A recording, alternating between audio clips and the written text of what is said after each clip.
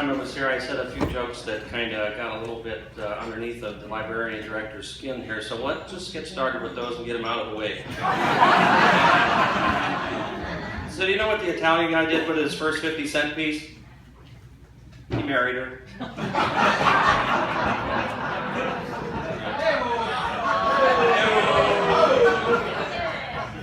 So do you know? So now do you know why all these little Italian boys are named Tony? No, why? Back in the old country, when their mother put them on the boat to send them over here to America, she put a little note on their neck, put a little string around it.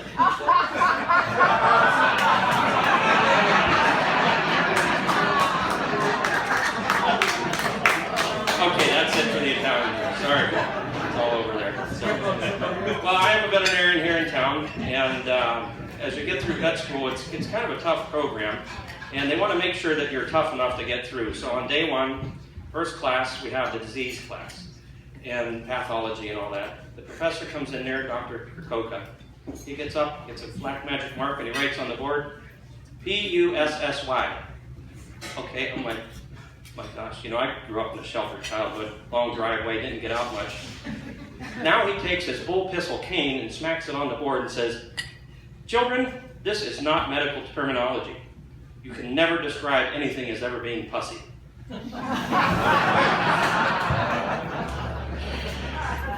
Anyhow, so as I became a veterinarian, I moved here about 18 years ago, right out of vet school, right here in Amish country. And anybody heard of James Herriot? I don't read, so I can't read his books and all that. So our great friend Bill got me the books on tape, so I listened to them as I'm driving down the road. So I can relate to a lot of the things that James Herriot went through. So I was here not too long. On a Sunday morning, there was a young Amish couple that was on their way to church, and their horse got azoturia, or tied up. Anybody hear of that? Know what that is? When the horse gets azoturia or tied up? It's a full body cramp in the horse. It can't move a muscle.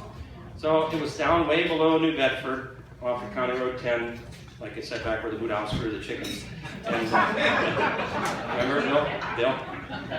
There? So anyhow, this horse is locked up on the road. They had to unhook the buggy and pull it away. The horse can't move a muscle. So neighbor gentleman there, older Amish fellow, gave them his horse to take to church. So they went on their way, and the older Amishman was there with the horse. So I went over, and he said, I gave it some home remedies and so forth. Well, it was still locked up on the road, so I gave it the muscle relaxers, the appropriate treatment, and so forth, and finally got her loosened up, and it was a mare. We walked her up into the barn, and she shuffled her way in there, and got into the stall where he had some fresh straw, shook up there, and all of a sudden, it's natural instinct for a horse, as soon as they get in a fresh stall, they have to urinate. So this horse, she squatted and took a pee, and I'm looking at him, oh my gosh, what is that? Something fell out of her when she peed. I picked it up and looked at it. Is this an onion? Oh, no. Well, yeah, I had to give her a natural remedy to help her so she could make her water. And I'm like, seriously? Up there? So what in the world would you do if this was a gelding? So anyhow, so that's some of the stories here that we have in Amish country. I don't know what Julian knows, like, you know, try to pack them up in there or what have you. But anyhow, so there's a lot of old veterinarians in the area that have some good stories that people have told me before. There's Bill Edgar. Bill Edgar, he hated when the dogs would piss on his tires on his car. And he had an old car, and that's what he drove around in. So he was getting a new car. He went to the Ford dealership, and he was in a hurry. They got him his new car, and he switched everything over, and he had a gizmo rigged up in the trunk of his car. He had a coil in the back, and whenever he would get out of his car, open the trunk, he'd pull a wire out with a ground rod, and they'd stick it in the ground. Now his car is charged. So the dog would pee on the tire, and he would get a light out of life. So Bill switched over. This was so many years ago. It switched over from the 6-volt cars to the 12-volt cars. He wasn't paying attention. He was in a big hurry. Got his car switched over, went over to the next farm. They had a farm chef that pissed on his tire all the time, and he really hated that. So he sat back. He put his ground rod in the ground, and he stood back and he watched. And here comes the old farm chef over, and he lifted his leg, and little did he know he was going to get twice the amount of light out of life that night. And the dog pissed on the tire, hit him so hard, the dog spun around, and this was in the budget, in the back of the budget, the surgeon in coveralls. The story tells about this. The dog spun around and had diarrhea and shit all over the car.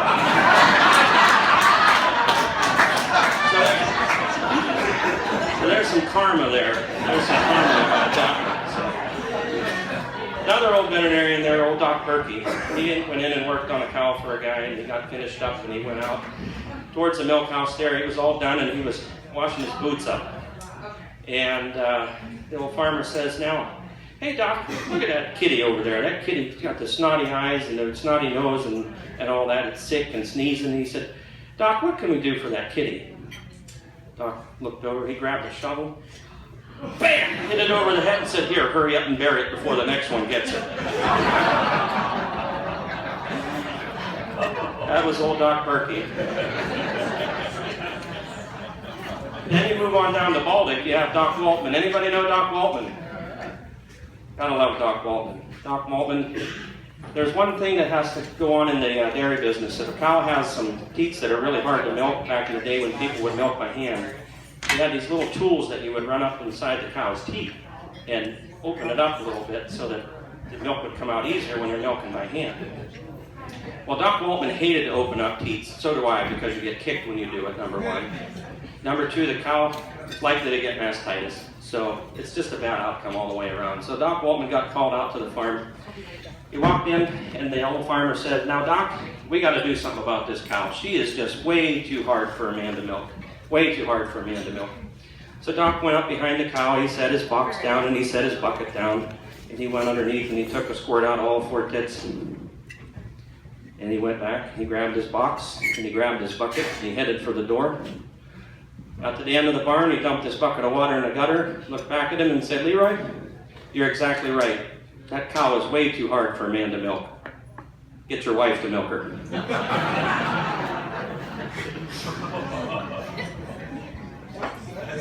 Anyhow, so talking about some tough people in our community here. Anybody hear about Cody Garbrandt?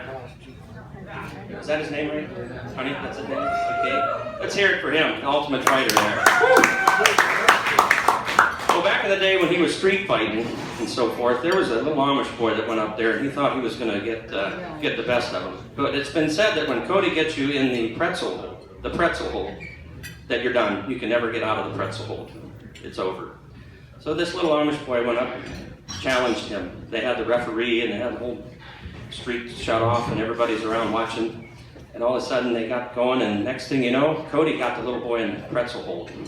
And everybody's like, it's all over. And they were doing side bets too, so everybody on the side bet was like, shit, here goes our money. So next thing you know, a big explosion happened, and then the Amish boy popped right out of this pretzel hole, pinned Cody right down, and everything was all good. He won. The referee was impressed. He couldn't believe it. No one has ever gotten out of the pretzel hole with Cody. So the referee held him under his arm and said, son, how did this happen? How did you get out of that pretzel hole? He said, well, I was just sitting there, and he said, I was all twisted up, and he said, I looked up and I saw a set of balls right there. He said, so I just went up and I bit him. Boom.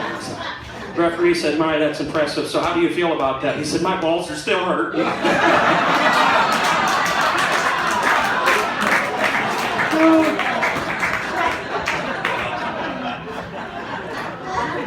So the next week he was out, the same kid was out, and he decided he wanted to go out hunting. So he's in the woods turkey hunting, and all of a sudden he had to take a crap. So he backed up to a big old oak tree there and dropped his drawers, and he went down to take a crap. Bam!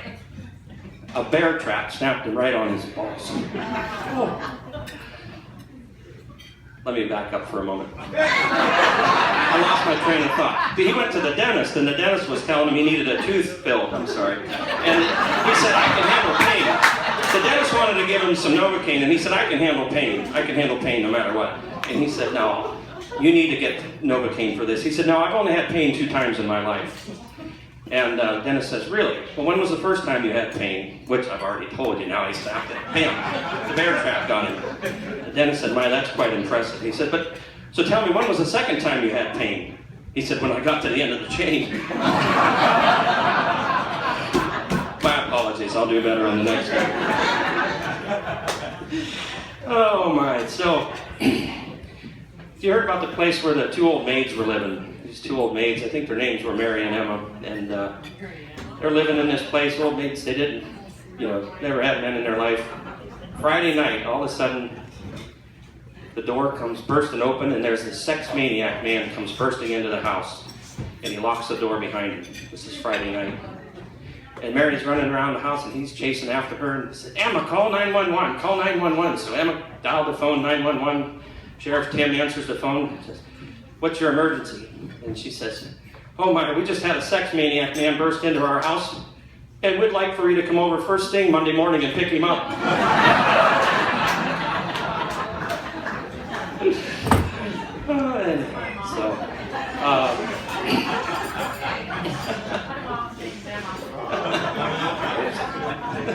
She doesn't have a sister Mary, does she? She has a daughter, Mary.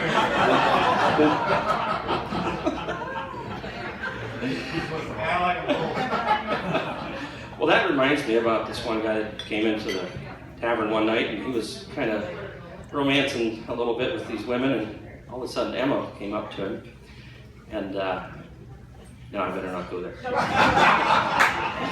No. So there was this woman, she worked in a sperm bank, okay? And all of a sudden, this guy came running into the sperm bank with a mask on and a gun and said, this is a holdup. And the woman said, sir, you must be mistaken, this is a sperm bank. And he said, I know exactly what I'm doing. He said, go in the back and get a sample and bring it up here. So she said, no, I can't. She brought it up. He said, now, open it and drink it. And he's like, oh no. She said, no, I can't. He puts a gun to her head. Do it. So she did. He said, now go back and get another one. So she did. She went in the back and came up to the front. He said, now, open it up and drink it. And she said, I can't. He put the gun to her head and said, do it. So she did. All of a sudden, he pulled the mask off, put the gun down. It was her husband. And he said, now, honey, what was so hard about that?